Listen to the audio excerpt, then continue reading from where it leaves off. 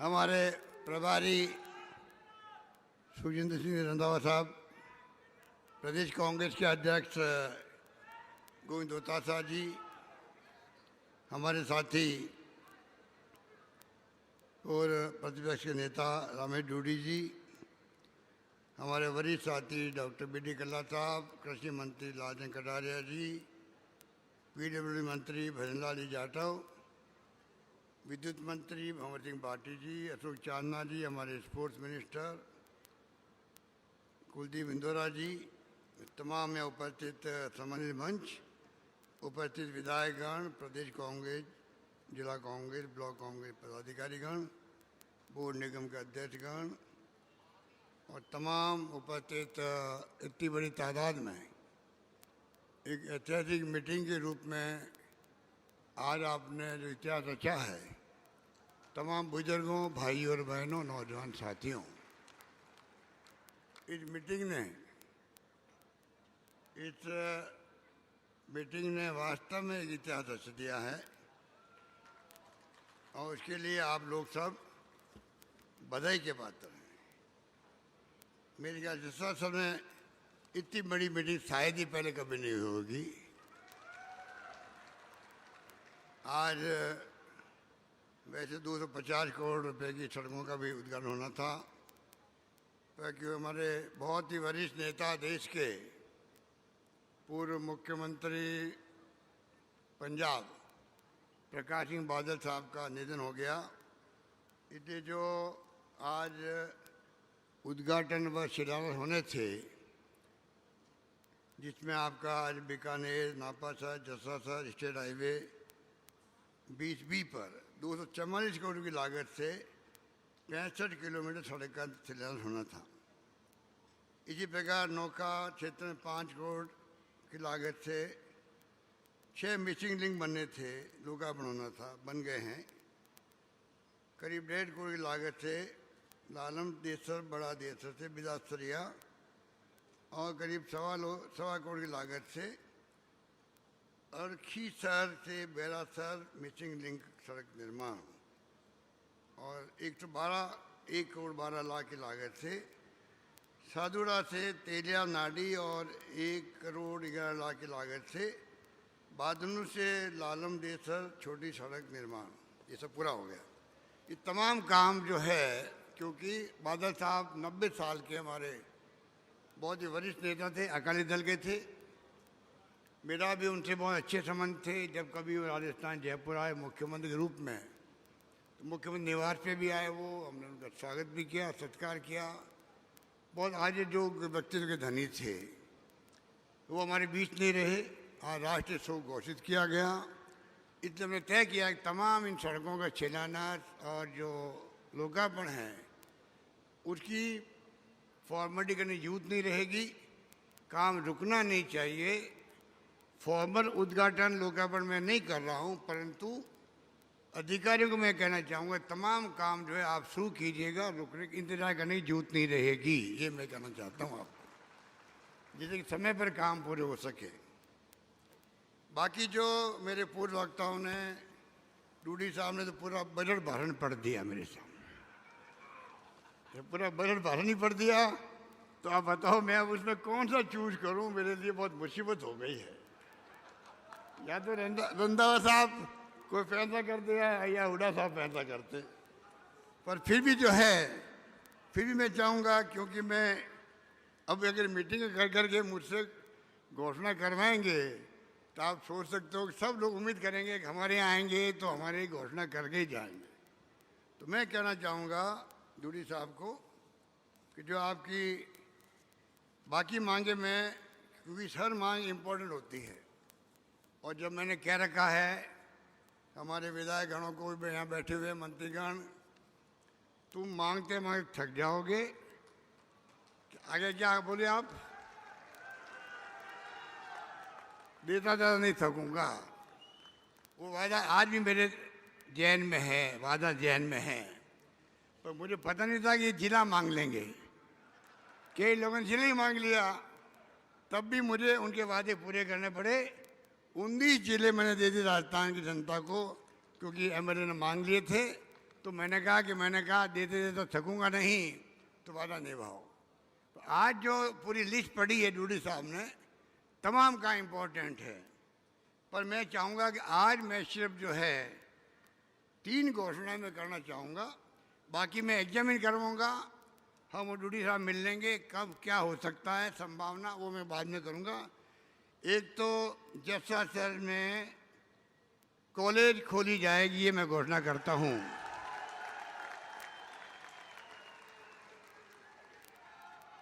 Number दो बहुत important है। जो डूडी साहब ने कहा है उप तहसील को तहसील बनाई जाएगी, ये दूसरी घोषणा है। और नंबर 3, यहाँ गौड़ मंडी स्थगित की जाएगी, ये नंबर 3। बाकी बहुत लंबी लिस्ट है, वो मैं बाद में बात करूँगा, उसका एस्टिमेट बनवाने पड़ेंगे। अब 220 केवीए का भी इन्होंने कह दिया है। इतने बड़े बड़े बजट होते हैं, उसके लिए फाइनेंस भी है, बजट भी है, विभाग भी है, उसका मैं एग्जामिन करवा के कोशिश करूँगा। आज की मीटिंग को यादगार बनाने के लिए मैंने 3 घोषणाएं कर दी है, बाकी घोषणाएं भी मैं जब करूँगा तब जस्सा स्तर की इस मीटिंग को याद करके करूँगा। दादा राम जी चौधरी की मूर्ति के अनावरण में गया था, लाखों लोग इकट्ठे हुए थे। ये 1.5-2 लाख की मीटिंग है, ये कोई मामूली मीटिंग नहीं है आपकी। इतिहास बन गया है। और मेरे पूर्व वक्ताओं ने भाषण दे दिए हैं।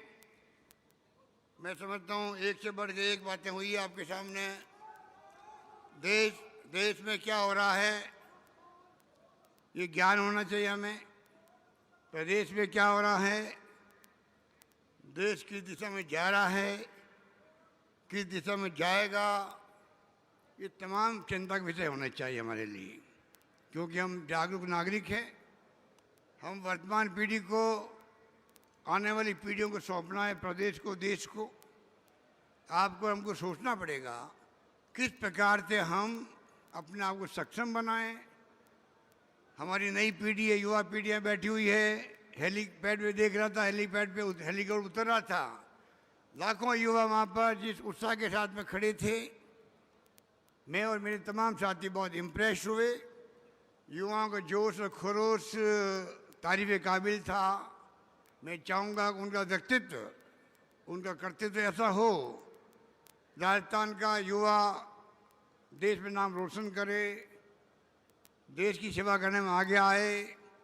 इसीलिए मैं युवाओं को समर्पित बजट पेश किया। विदेशों तक भेज रहे हम 500 बच्चों को अपने खर्चे पे। देखा होगा न्यूज आपने, कोई कमी नहीं रख रहे हम लोग। 3 कॉलेज खोल दिए हम लोगों ने। पिछले साल में कॉलेज खुली है 250, इन 5 साल में खुल गई है 303 कॉलेज। उसमें से 103 कॉलेज गर्ल्स कॉलेज भी खुल गई है। 12 कृषि विश्वविद्यालय थे, नहीं कॉलेज थे। पिछले साल में खुले हैं 12 कृषि कॉलेज, और मैंने 5 साल में खोल दिए 45 कृषि कॉलेज खोल दिए हैं राजस्थान के अंदर। अगर मैं अभी मेरे पास चार्ट नहीं पढ़ूँ तो आपका आश्चर्य होगा। पिछले 5 साल में, इस 5 साल में मैंने लेखा जोखा दिया था असेंबली को। आप मेरे कई लोगों को जानकारी होगी, वरना आप इंटरनेट में देखना, मेरे ख्याल से उसमें होगा। कोई कमी नहीं रखी हमने। आज शिक्षा के अंदर राजस्थान बहुत आगे बढ़ गया है देश के अंदर। IIT राजस्थान में है, IIM है, IIIT है, एम्स जोधपुर के अंदर है, कृषि विश्वविद्यालय आपके बीकानेर में भी है, वेटनरी विश्वविद्यालय है बीकानेर के अंदर। कोई कमी नहीं रख रहे हम लोग। शिक्षा और स्वास्थ्य 2 चीज़ें ऐसी है, अगर उस पर हम ध्यान देंगे तो आने वाला ज़माना जो है हमारा ह्यूमन रिसोर्स बनेगा, वो सतही देश में प्रगति करना, प्रदेश में प्रगति करने में काम आएगा। किसानों के लिए अलग बजट पेश करना इख्तियार बनाया है देश के अंदर। राजस्थान सरकार ने पहला राजस्थान राज्य है जिसने घोषणा की थी कि किसानों का बजट अलग पेश किया जाएगा। मैंने प्रधानमंत्री जी को कहा कि आपने तो रेलवे का बजट अलग पेश होता था, तमाम हमारी योजनाओं का आपने ठप कर दिया। बांसवाड़ा, डूंगरपुर, रतलाम से वाया बांसवाड़ा बननी थी, नशीराबाद से बननी थी सवाई माधोपुर वाया टोंक, सरमता से बननी थी वाया करौली, सब बंद कर दिया आपने, रेलवे बजट बंद कर दिया। हम जो है किसानों का अलग बजट पेश किया, युवाओं का अलग बजट समर्पित किया। इस प्रकार से हम लोगों ने कोई कमी नहीं रखी है। कैसे हम लोग राजस्थान को चौमुखी विकास की तरफ आगे बढ़ाएं। घोषणाएं जो की है, महंगाई राहत कैंप चल रहे हैं, उसमें चाहे 25 लाख का बीमा हो, हिंदुस्तान में कहीं नहीं, आपको मालूम है। 500 रुपये गैस सिलेंडर 76 लाख लोगों को दे रहे हैं, हिंदुस्तान में कहीं पे भी नहीं है। 100 यूनिट बिजली दे रहे हैं फ्री, 1 करोड़ 4 लाख लोगों के बिल जीरो आएगा। 2000 यूनिट से किसानों 15 लाख किसानों का बिल जीरो आएगा। इस प्रकार से कमी कोई हम छोड़ नहीं रहे हैं। दिन को बिजली देने का प्रयास कर रहे हैं। 16-17 जिलों में हो गया है। सर्दी के वक्त में तकलीफ आता किसान रात को, धीरे धीरे हम चाहते हैं कि सभी जिलों के अंदर दिन को बिजली मिले, उस काम में लगे हुए हैं। जो आवारा पशु तंग करते हैं, खेतों को नुकसान पहुंचाते हैं, तो करोड़ों मीटर के तारबंदी, सरकार बड़ा इन्वेस्टमेंट कर रही है किसानों के लिए, तारबंदी कर रही है। डिग्गी खोदने के लिए अनुदान बढ़ा दिया हम लोगों ने। तो आप सोच सकते हैं कि लंपी रोग में गाय मर गई, 40,000 रुपये हिंदुस्तान में कहीं नहीं है। 40,000 का बीमा प्रति गाय या भैंस, अभी भैंस का मैंने कल ही डिक्लेयर किया है, भैंस भी शामिल होगी। उनको हमने कर दिया है कि 2 पशुओं का हर परिवार में बीमा होगा। कोई प्रीमियम देने की जरूरत नहीं आपको, प्रीमियम सरकार देगी इंश्योरेंस कंपनी को। ये मैं कहना चाहता हूँ आपको। और जिस प्रकार राहुल गांधी ने यात्रा निकाली, क्या मुद्दे थे? महंगाई बहुत भयंकर है, ये सब स्कीम हमारी है, महंगाई राहत के लिए है। भीड़ पड़ रही है, भीड़ पड़ रही है, सब जगह पर भयंकर भीड़ पड़ रही है। आप देख रहे हो कि करीब 50-51 लाख गारंटी कार्ड मिल चुके लोगों को, 50-51 लाख मिल चुके हैं, गारंटी कार्ड मिल चुके। अभी 3 दिन हुआ, सिर्फ 30वां दिन है आज, 24-25-26। बहुत उत्साह लोगों के अंदर है। पेंशन दे रहे हम लोग, जिनको 500 रुपये मिलती थी, 750 मिलती थी, उनको 1000 रुपये में कर दी है। प्रधानमंत्री जी को हम कह रहे हैं, कृपा करके आप हिंदुस्तान भर में एक ही पेंशन दो सबको। तकलीफ है लोगों को। सोशल सिक्योरिटी का कानून पास करो, मनमोहन सिंह जी ने, सोनिया गांधी जी ने पास किया। नरेगा का कानून पास किया पार्लियामेंट से। राइट टू एजुकेशन पास किया, बिल पास किया पार्लियामेंट से। राइट टू एजुकेशन भी 8वीं तक के लिए पास किया उन्होंने, प्राइवेट स्कूल में पढ़ाने के लिए सरकारी खर्चे पर।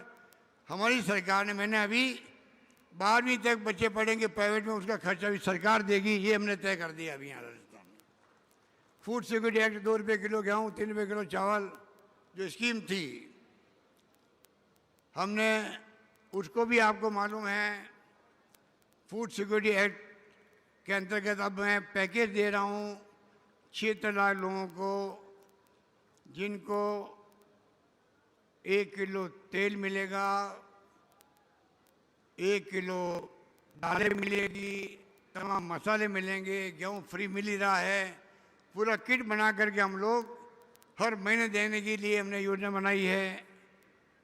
वो आपके ध्यान में होगी मेरे ख्याल से। इस प्रकार से महंगाई में राहत कैसे मिले लोगों को? कमर तोड़ महंगाई है, महिलाएं बहुत दुखी है, पुरुष बहुत दुखी है, बेरोजगारी बहुत भयंकर है। हमने करीब 1.25 लाख से ज़्यादा नौकरी दे दी है। 1.25 लाख से अधिक नौकरियाँ चल रही है, अभी इंटरव्यू चल रहे हैं, एग्ज़ाम चल रहे हैं। 1 लाख की मैंने घोषणा और कर दी है इस बजट के अंदर। कोई कमी नहीं रख रहे हैं, जो सरकार कर सकती है मैं समझता हूँ कि उसमें सरकार कोई कमी नहीं रख रही है।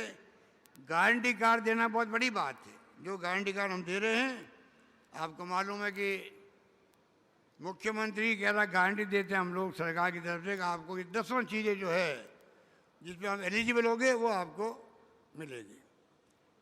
अब जो सरकार चल रही है देश के अंदर, आप भी पढ़ते होंगे, सुनते होंगे, सोशल मीडिया में देखते होंगे। सोशल मीडिया का कमाल जो है, ये राजीव गांधी का सपना था 21st सेंचुरी में ले जाने का देश को। तब जो है कंप्यूटर, ईमेल, इंटरनेट की सेवाएं, मोबाइल फ़ोन कोई कल्पना नहीं करता था 85 के अंदर, 84 के अंदर, जब मैं खुद मंत्री था राजीव गांधी के साथ में। तब तो हमारे विपक्षी लोग आज सत्ता में बैठे हुए बैलगाड़ी लेके आए थे पार्लियामेंट के अंदर। देखिए राजीव गांधी का दिमाग खराब हुआ है, कंप्यूटर जा रहा देश के अंदर, और कंप्यूटर आएगा तो टाइपिस्ट कहाँ जाएंगे, बेरोजगारी फैल जाएगी। ये इनकी दकियानूसी सोच रही है हमेशा, इनकी प्रगतिशील सोच कभी रही नहीं है। एक बात मैं कई बार कहता हूँ, आज़ादी के बाद में पंडित नेहरू ने बड़े बड़े इस्पात के कारखाने बनाए, कल कारखाने बनाए, IIT, IIM, एग्रीकल्चर के लिए ICAR की संस्थाएं बनाई। दुनिया भर में नाम हुआ पंडित नेहरू का। बड़े बड़े बांध बनाए, बागड़ा डैम बन रहा था। ये आज भारतीय जनता पार्टी उस पर कहलाती थी जनसंघ। आप मैंने कई इस चीज़ लोगों को मालूम होगा, जनसंघ कहलाती थी। जनसंघ के लोग कहते थे देखो पंडित नेहरू का दिमाग खराब हुआ है, बाघा डैम बना है क्या, वहाँ पे बिजली का लगा रहा है, बिजली का लगा रहा है। जब बाघा डैम के पानी से बिजली पैदा हो जाएगी, पानी की ताकत निकल जाएगी, पानी की ताकत निकल जाएगी तो पानी खेतों में काम क्या आएगा। ये उनकी बुद्धि उस वक्त काम करती थी इस प्रकार से। अब आप सोच लीजिए, वो सत्ता में बैठे हुए हैं, उस वक्त जो बुद्धि काम करती थी, मेरे को लगता है कि आज भी जो फैसले वो कर रहे हैं, काले कानून किसानों के, अभी रंधावा साहब कह रहे थे 700 किसान मारे गए। एक व्यक्ति का मरना किसे कहते हैं, किसी परिवार से, और 700 किसान मारे गए। क्यों साल भर निकाल दिया, बाद में आपने वापस लिया। अगर प्यार से बात कर लेते, पहले आप रास्ता निकाले थे, तो 700 किसानों की मौत नहीं होती। कहने का मतलब ये है कि जो आज देश के हालात हैं, लोकतंत्र खतरे में हैं, देश किस दिशा में देश जा रहा है किसी को नहीं मालूम है। आलोचना करने वाले लोग हैं, वो देशद्रोही हैं। क्या आलोचना करने हक नहीं है? मेरे खिलाफ आलोचना नहीं होती राजस्थान के अंदर, होती है, मैं स्वागत करता हूं उनका। आलोचना अगर अखबार वाला करता है या कोई नेता करता है, अगर उसमें कोई अच्छी बात लिखी हुई है और मुझे लगता नहीं मुझे सुधार करना चाहिए अपने आप में या मेरी सरकार में, मुझे क्या दिक्कत है? अगर पब्लिक का भला होता हो तो मैं सुधार कर लूँ उसके अंदर। पर मोदी जी की डिक्शनरी वो बात नहीं है, एनडीए गवर्नमेंट डिक्शनरी वो बात नहीं है। वो तो पत्रकार, साहित्यकार, लेखक कोई आलोचना करता है, लिखता है, वो देशद्रोही है, जेल जाओ। कितने लोग जेल में बैठे हुए हैं आपको, हमको, किसी को नहीं मालूम है। ये जो हालात चल रहे हैं देश के अंदर, जुडिशरी दबाव में है, इनकम टैक्स, ईडी, सीबीआई का दुरुपयोग हो रहा है, हालात बड़े गंभीर है, उनको आपको हमको समझना पड़ेगा। और लोकतंत्र माई बाप तो आप होते हो। देखिए, हम चाहे कितनी बार मुख्यमंत्री बन जाएं, मंत्री बन जाएं, सरकारें बदलती रहती केंद्र में, राज्य में, ये नहीं भूलना चाहिए कांग्रेस ने इस देश को लोकतंत्र दिया है। महात्मा गांधी, जवाहरलाल नेहरू, पंडित जवाहरलाल नेहरू, सरदार वल्लभ भाई पटेल, मौलाना अबू कलाम आज़ाद के ज़माने से ही डॉक्टर अम्बेडकर ने बना संविधान, उनके आधार पर देश चल रहा है। इंदिरा गांधी की हत्या हो गई, फिर खालिस्तान नहीं बनने दिया इंदिरा गांधी ने, देश को एक रखा, अखंड रखा। राजीव गांधी शहीद हो गए, पूरे उपमहाद्वीप में शांति स्थापित करने की बात वो करते थे। आप बताइए, इतना बड़ा त्याग बलिदान आज़ादी पहले भी हुआ है, बाद में हुआ है, तब जाके लोकतंत्र जिंदा रहा है। पाकिस्तान की तरफ बार बार सैनिकों का शासन नहीं हुआ यहाँ पर। पाकिस्तान 2 टुकड़े हो गए इंदिरा गांधी के ज़माने के अंदर, ये नहीं भूलना चाहिए। दुनिया के इतिहास में कभी भी 90,000 से अधिक सैनिकों को, कर्नल, जनरल, मेजर, सबको सरेंडर करवा दिया हमारी फौजों के सामने इंदिरा गांधी ने। इससे बड़ी बात क्या हो सकती है? हमें गर्व होना चाहिए हिंदुस्तान की फौजों पर, इंदिरा गांधी पर, जिनके शासन में क्या नहीं हुआ। आज हमारे लोकतंत्र काम है, हम दुनिया की ताकत बनते जा रहे हैं। तो मोदी जी कहते हैं कि 70 साल में क्या हुआ। अरे मोदी जी, अगर आप प्रधानमंत्री बन पाए हो, इसलिए बन पाए हो कि आप लोकतंत्र ये जिंदा रखा है, जान दे करके देश को एक रखा, अखंड रखा, इसलिए आप प्रधानमंत्री बन पाए हो। ये मत भूलो। कांग्रेस मुक्त भारत की बात करते हैं, इसके मायने क्या हुआ? एक पार्टी शासन बहुत खतरनाक मंशा है आरएसएस की भी, बीजेपी की। अगर देश नहीं समझा टाइम पे, आने वाली पीढ़ियां भुगतेगी। रशिया की तरह, चाइना की तरह चुनाव तो होंगे, नकली चुनाव होंगे। एक पार्टी होगी वहां पर, एक पार्टी होगी, आपस में चुनाव लड़के नाटक करेगी और सत्ता में बार बार आएंगे। आज जो हम गरीब से गरीब, दलित के घर भी जाते हैं, किसान के घर पे जाते हैं, बूढ़े लोगों के हाथ लगाते पैरों के, एमएलए बनने के लिए, एमपी बनने के लिए, सरपंच बनने के लिए, सब बातें खत्म हो जाएगी।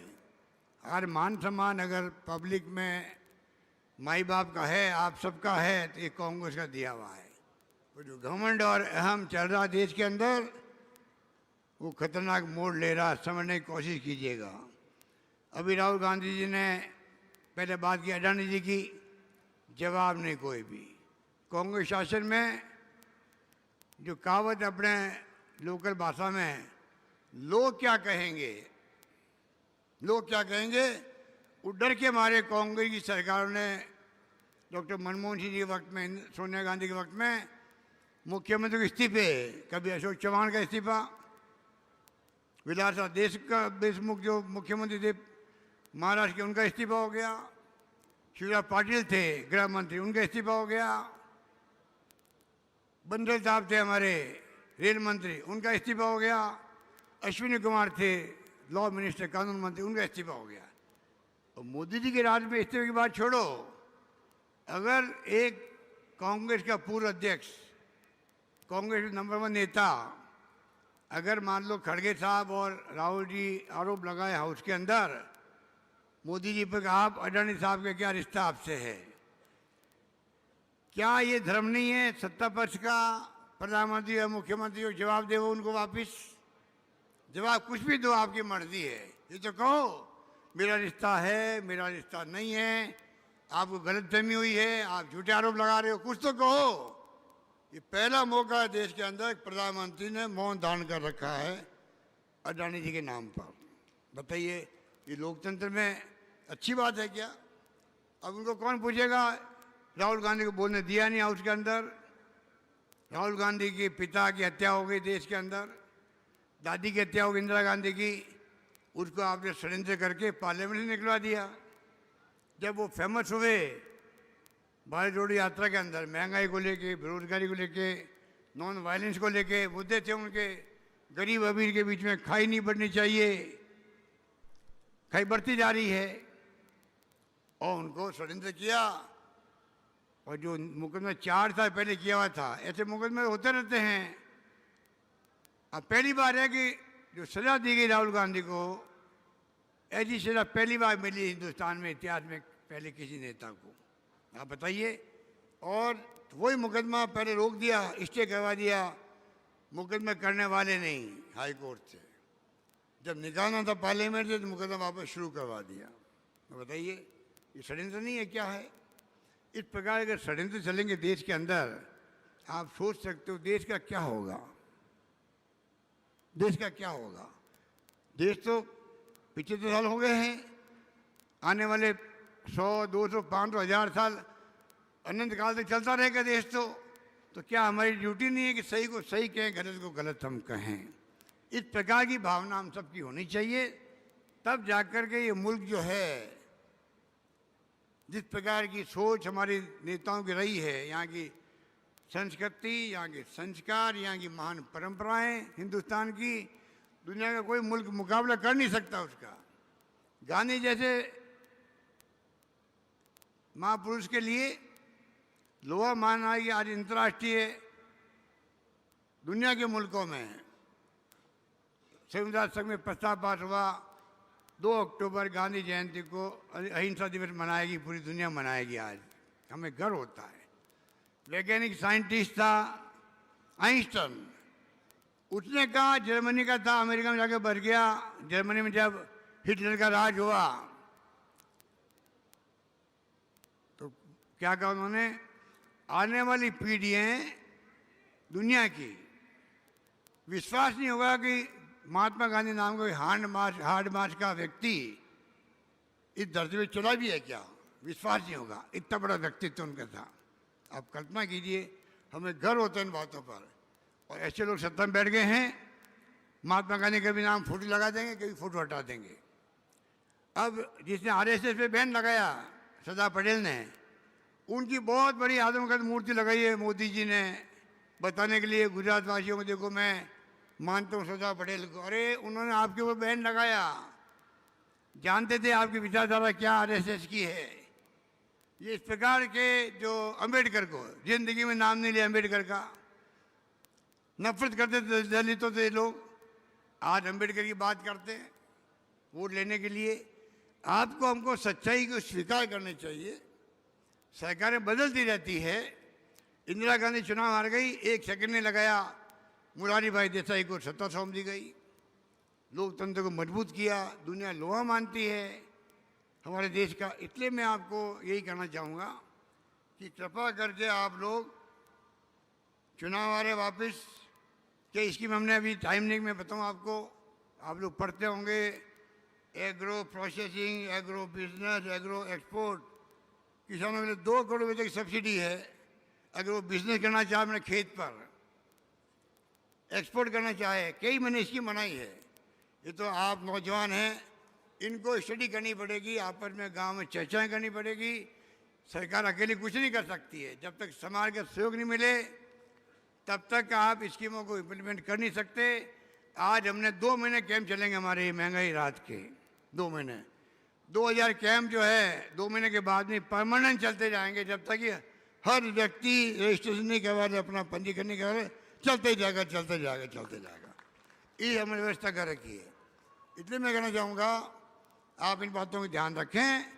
और अगला चुनाव आ रहा है, चुनाव में हमने अनुभव किया है, सरकार बदलते हमारी स्कीम बदल देते हैं लोग, सरकार बदलते स्कीम बदल जाती है और नुकसान होता है। राजस्थान को रिफाइनरी बंद कर दी हमारी, 40,000 करोड़ की रिफाइनरी लग रही है, हजारों नौजवानों को काम मिलेगा, वहाँ उद्योग धंधे लगाएंगे। पचपदरा में, बालोतरा में, बाड़मेर के अंदर बंद किया, 5 साल तक बंद कर दिया। अब आपको मालूम है क्या नुकसान हुआ है, 40,000 करोड़ की रिफाइनरी अब उसकी कीमत बढ़ते बढ़ते 70,000 करोड़ की हो गई है। तो 30,000 करोड़ रुपये जनता के टैक्स का पैसा खर्च हो गया एक्स्ट्रा वहाँ पर। ये अपराध नहीं है क्या? ये अपराध है। ये अपराध किया है बीजेपी सरकार ने, पिछली सरकार ने, बताइए। ये तो मैंने आपको एक उदाहरण दिया है, कई उदाहरण है जो काम हमारी स्कीम बंद कर दी। और तो और बद्रीनाथ केदारनाथ में जो लोग डूब गए थे, मर गए थे तूफान से, हमने घोषणा करी, सबको नौकरी देने की घोषणा करी। नौकरी मैंने दे दी 15-20 लोगों को। सरकार चली गई, नई सरकार आई तो उसने नौकरी देना बंद भी कर दिया, जिनकी नौकरी लगी उनको नौकरी से निकाल दिया। अब बताइए आप, अब मैंने घोषणा कर दी है, कोविड के अंदर, कोरोना में जो लोग मर गए हैं, अनाथ बच्चे हो गए हैं, उन सब की मैं नौकरी लगा रहा हूँ, राजस्थान के अंदर नौकरी लगा रहा हूँ। आपको मालूम है अगर सरकार बदल गई तो ये क्या उनकी नौकरी लगाएंगे? जो अपना आपको धार्मिक कहते हैं, गायों की सेवा हम करते हैं, गौशालाओं का अनुदान मैं दे रहा हूँ, गौ रक्षा हम कर रहे हैं, और तो और अनुदान हम दे रहे हैं 9 महीने का, 12 महीने का नंदी शालाओं को। नंदी शालाएँ बनाने हमने प्रारंभ कर दी राजस्थान के अंदर, 12 महीने अनुदान मिलेगा उनको, सब कुछ हम कर रहे हैं। लंपी रोग में गायों का मुआवजा हम दे रहे हैं किसानों को। ठेकेदार बनते ही लोग, गायों का ठेकेदार बन जाएंगे, धर्म का ठेकेदार बन जाएंगे। कोई आस्था इनकी धर्म में नहीं है, खाली वोट लेने के लिए हिंदू मुस्लिम करते, ये वो लोग हैं, आपको समझना पड़ेगा। इसलिए मैं कहना चाहूँगा, आज आप भयंकर जिस तादाद में आए हो जसरासर में, और मैं समझता हूँ कि ये बहुत बड़ी बात है कि जो व्यक्ति नहीं रहता दुनिया के अंदर, हम जब शहीद होता कोई बॉर्डर पर, उसकी मूर्ति लगाते हैं, या दानाराम जी चौधरी की तरह जो भामाशाह होता है उसकी मूर्ति लगाई है। मैं रामेश डूडी को और उनके परिवार को मैं उनका धन्यवाद करूंगा। हमें एक अवसर दे दिया। दानाराम जी जैसे भामाशाह जिनका एक नाम था, काम था, उनकी प्रतिष्ठा थी, उनका मान सम्मान था समाज के अंदर, उनकी मूर्ति लगना मैं समझता हूँ कि जैसा सर में आने वाली पीढ़ी देखेगी ये मूर्ति किसकी लगी हुई है, पता करेगी दानाराम जी की लगी हुई। दानाराम जी कौन थे, क्यों लगी मूर्ति, तब मालूम पड़ेगा वो भामाशाह भी थे, समाज सेवा करते थे, प्रतिष्ठित व्यक्तित्व धनी थे। तो नई पीढ़ी प्रेरणा लेती इन बातों को सुन करके कि ये मूर्ति शहीद की है, ये मूर्ति माँ मानव की है, ये मूर्ति माँ पुरुष की है, ये मूर्ति दानदाता की है, भामाशाह की है। नई पीढ़ी को प्रेरणा मिलती है, उसी समाज आगे बढ़ता रहता है। ये हमारी समाज की खूबी है। इसलिए मुझे खुशी है कि आप लोग सब जो है जब पधारे हो इस मुबारक मौके पर। मैं अपनी ओर से दानाराम जी के लिए सदा सुमन चढ़ाता हूँ, उनकी आत्मा को शांति मिले और उनके परिवार धन्य है जिन्होंने सबने मिल करके मूर्ति का यहाँ पर अनावरण करवाया। हम सबको मौका दिया, सब तो बोल नहीं पाए हैं हमारे साथी, पर सबकी भावना एक ही है। हम सब मिलकर के चाहेंगे अगली सरकार बनाने में आप सबका सहयोग मिले, ये मैं आपसे अपील करूँगा। इस बार मूड लग रहा है मुझे, आज की जो मीटिंग है इसके बाद में और मुझे विश्वास पक्का हो गया है। जो मैंने कहा था अभी कि मैंने एक सर्वे करवाया है, सर्वे में आया कि इस बार सरकार रिपीट होगी। रिपीट होने की जो सर्वे आया है उस पर हमें डूडी जी, ये आज की मीटिंग में जो लोग आए हैं आपको आपका शुक्रिया अदा करेंगे। आज आपने जो हमने कहा था सर्वे में आया कि इस बार सरकार रिपीट होगी, उस पर आपने इस मीटिंग के माध्यम से मोहर लगवा दिए। मैं कहना चाहूँगा बाकी कैंप शानदार चल रहे हैं, उन कैंपों में कामयाब करने के लिए आप लोग आगे आइएगा। यही बात कहता मैं अपनी बात समाप्त करता हूँ। आपकी मांगे मुझे बताइए, गाड़ी के बाहर आके मैं देख लेता हूँ। बहुत बहुत धन्यवाद। धन्यवाद। जय हिंद। धन्यवाद। 2 मिनट के लिए धन्यवाद ज्ञापित करने के लिए मैं आमंत्रित करूंगा कांग्रेस के वरिष्ठ नेता शशि जी शर्मा से कि आप मंच के जानिब आएं और हमारे तमाम आगंतुकों का, तमाम हमारे अतिथियों का अभिवादन करें और उन्हें धन्यवाद ज्ञापित करें। शशि जी शर्मा। आज के इस कार्यक्रम में पधारे सभी सदस्यों का सम्मान करने हेतु मुझे दायित्व दिया। मैं माननीय